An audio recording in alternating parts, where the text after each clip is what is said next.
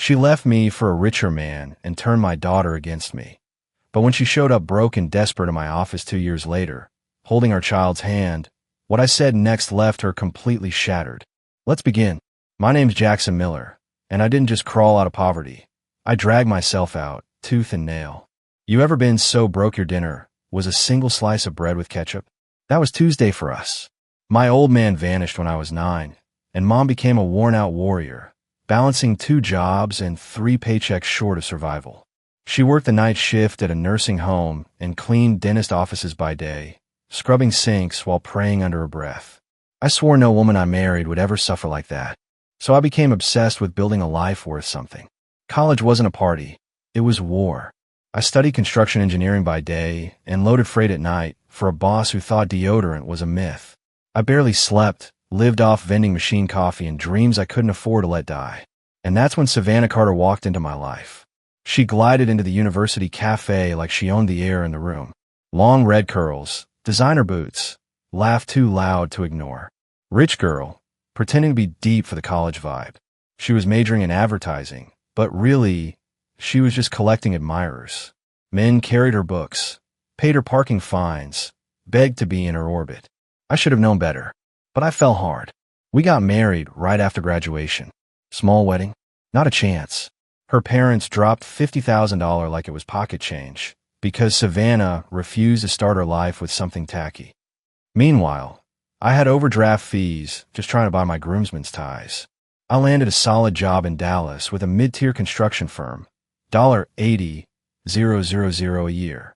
For a guy who once slept on a mattress that dipped like a taco, I thought I made it. Savannah quit her entry-level ad gig as soon as our daughter, Grace, was born. She said, "I want to be a full-time mom." I nodded, but I didn't know that was code for full-time spender. From that moment, I was working for 3 people, 65-hour work weeks, missed holidays, falling asleep on blueprints with gas station burritos as dinner. Savannah, meanwhile, drove a white Range Rover and posted manicured selfies with captions like "tired mama vibes" after a 2-hour facial. She went to Pilates studios that charged more than my college textbooks and shopped at boutiques that sold sweaters for $300 each. I didn't mind the hustle. What I minded was how invisible I became. Savannah stopped kissing me goodnight, stopped thanking me. I became a walking wallet. I'd come home at 9:30 p.m., and she'd sigh like I'd ruined the mood of her lit candles. She judged my cheap button-downs while scrolling Instagram, eyeing her friends' new kitchens, yachts, vacations. Why does Amanda get to go to Capri while I'm stuck in the suburbs? Because Amanda married a plastic surgeon, Savannah. Then came Hunter Maxwell, her ex, the one she mentioned once or twice with a faraway look. Suddenly, she was getting calls in the bathroom, whispering into the phone like a teenager with a secret. "We're just reconnecting," she said when I caught her blushing. "We're rediscovering who we used to be," she added. While I was dying under invoices and late-night concrete pours, she was reawakening with a man who used to drive her daddy's boat. I asked her once, "You having an affair?" "No," she said, smiling with practiced serenity. "I'm exploring who I really am. Hunter's just a catalyst." The next week, she told me she wanted to visit Hunter in Seattle. He's invited me to see his life. Maybe Grace could attend one of the elite schools there. And just like that, I wasn't her husband. I was the safety net for her trial run with another man. I didn't scream. I didn't beg. I drafted a legal separation. "You really want me to go?" she asked, shocked I wasn't crawling to keep her. "I want you to decide," I replied, "because I won't be your backup plan." I filed the papers. I drafted a custody agreement. I included scheduled calls, holiday visits, everything my daughter would need to know her father didn't abandon her. And then I dropped them at the airport. Savannah kissed me on the cheek like she was off to a conference. Grace clung to my neck, whispering, "Why can't you come too?" Because daddies who build kingdoms don't get invited to castles owned by someone else. But Savannah forgot one thing. While she was upgrading lifestyles, I was upgrading my entire future. The moment they boarded that flight, I called my boss, and then my lawyer, and then a commercial broker. And I started building something she'd never expect. I didn't waste a second. The moment Savannah's plane left the tarmac, I turned off the radio in my car and turned on the switch in my soul. No more excuses. No more trying to be enough for someone who saw me as a stepping stone. For the first time in years, I wasn't surviving. I was creating. That same week, I quit my job. Burnout or not, I knew I could build something better. I've been managing high-stress construction projects for years. On time, under budget, with crews that respected me. I had connections, grit, and a vision. So I started Miller Strategic Builds, my own consulting firm. Risky? Absolutely. But Savannah had already thrown me off the edge. I figured I might as well learn to fly. I sold the house. Too many memories in those walls. Most of them of me eating reheated noodles while Savannah poured wine in a $50 stemware. I bought a modest apartment downtown and poured every cent of that home equity into launching the business. And I worked like a man possessed. Up at 4:45 a.m. gym. Emails by 6. Site visits. Networking lunches. Contractor meetings. Hustling through permits and zoning nightmares until midnight. No distractions. No spa days. No shopping carts filled with guilt-fueled purchases. Just concrete, steel, and ambition. Within 6 months, I signed 3 major contracts, including oversight on a multi-million-dollar hospital expansion. Within a year, I had a full team, project managers, architects, even 2 former VPs from my old firm. We didn't just build structures, we built reputations. Meanwhile, Savannah called. A lot. Except the woman on the other end of those calls wasn't the high-gloss Instagram model anymore. No, this was a woman who'd traded candlelit skincare rituals for reality. She wasn't glowing. She was unraveling. She spoke in monologues about Hunter's mansion, his business trips, his intense passion for innovation. "You should see the yacht, Jackson," she said once. "It has its own chef." "Good for him," I replied, stirring powdered creamer into gas station coffee. But her voice started to shift. The excitement flattened. The story sounded rehearsed. The words "Hunter's busy" became frequent, then habitual. He was flying to Tokyo, or London, or Milan. Never with her. Never with Grace. And then the real gut punch came, not from Savannah, but from Grace. "Daddy Jackson," she chirped over video chat one night. "I got a puppy. Hunter says I can name her after a princess." "That's wonderful," I said with a smile I didn't feel. "Oh, and guess what else? He's teaching me how to ride a bike." I almost laughed. I taught her how to walk, how to spell her name. I was there when she was terrified of thunder and scraped her knee. But suddenly, I'd been replaced by a penthouse and a man with imported Italian cologne. "Mommy says Hunter's my daddy too," she added casually. I froze. Savannah appeared on screen moments later, unbothered. She started calling him that on her own. "No," I said. "You let her." And she had. She allowed another man to rewrite my title. Not because he earned it, but because it was convenient. I ended the call and made one decision. I would stop competing. No more trying to be the fun dad over FaceTime while they were sipping sparkling juice on rooftop lounges. No more out gifting the man who bought Grace a pony for her birthday. Instead, I'd make them irrelevant. That same week, I doubled down on the business. Expanded into high-end residential consulting. Brought in green energy partners. Hired a PR firm. And then, during a charity fundraiser for an urban housing project I was co-sponsoring, I met Emily Rhodes. She wasn't in heels or dripping in labels. She wore a navy blouse and flats and spoke about her work in animal rescue with so much passion that I forgot how to blink. Emily was real. No pretenses. No agendas. She asked me about my business like she actually cared, not like she was calculating the resale value of my wristwatch. We started dating slowly. Coffee dates turned into rooftop dinners. She met Grace on her 3rd visit and didn't try to buy her love. She earned it. Grace adored her instantly. Called him. Drew pictures of us as a family. Emily wasn't interested in replacing Savannah.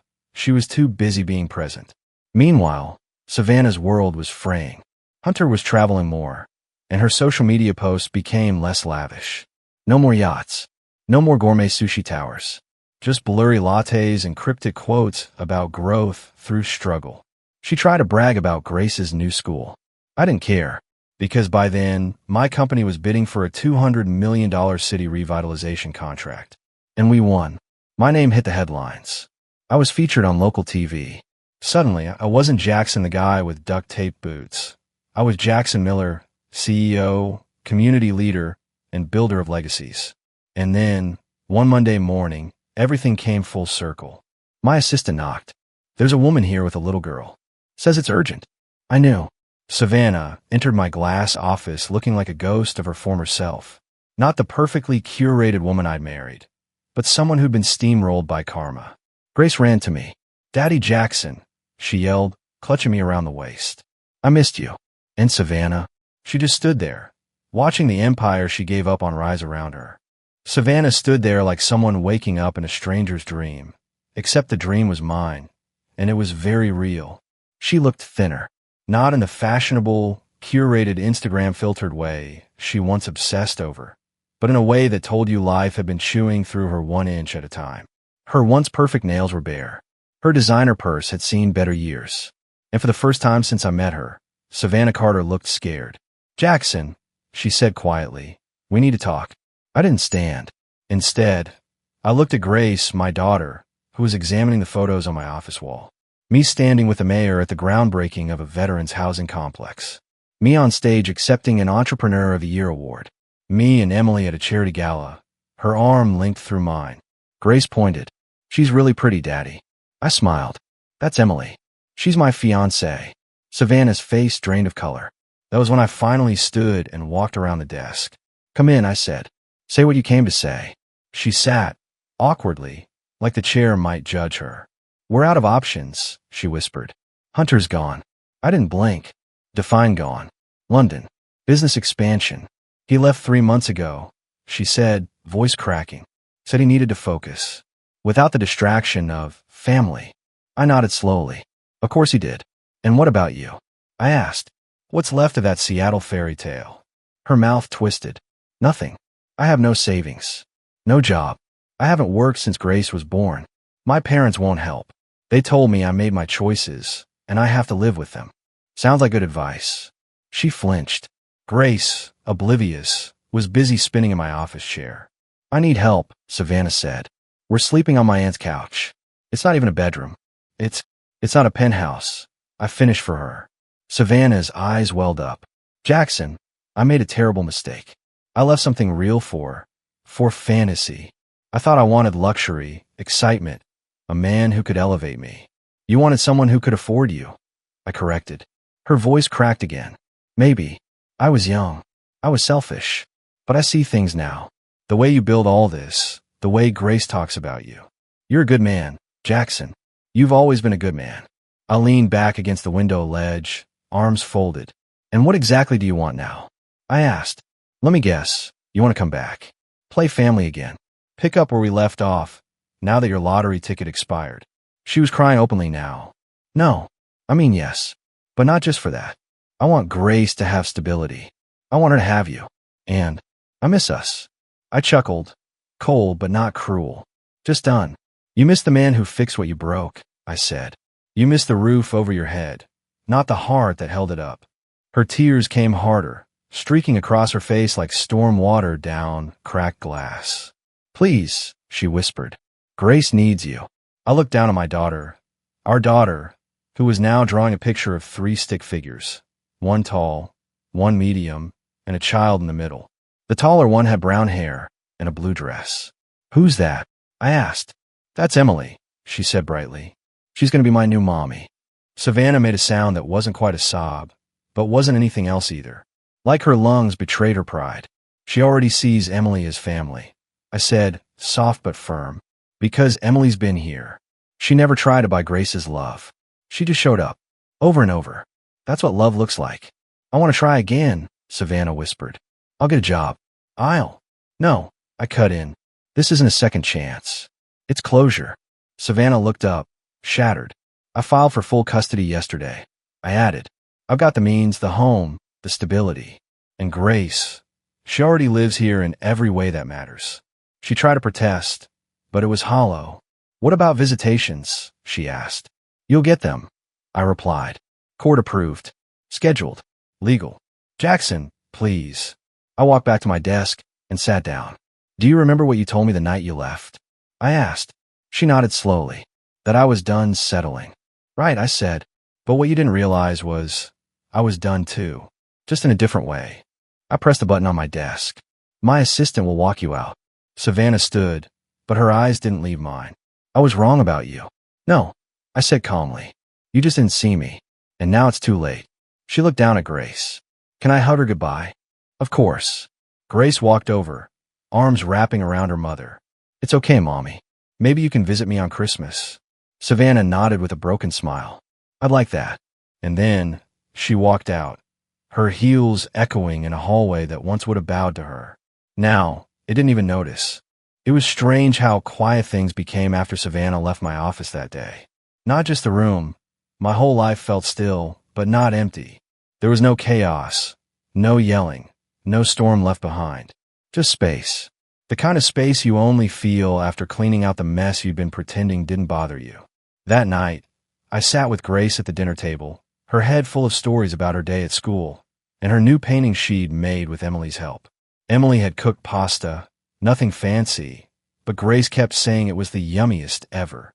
That's what real love looks like. It's not loud.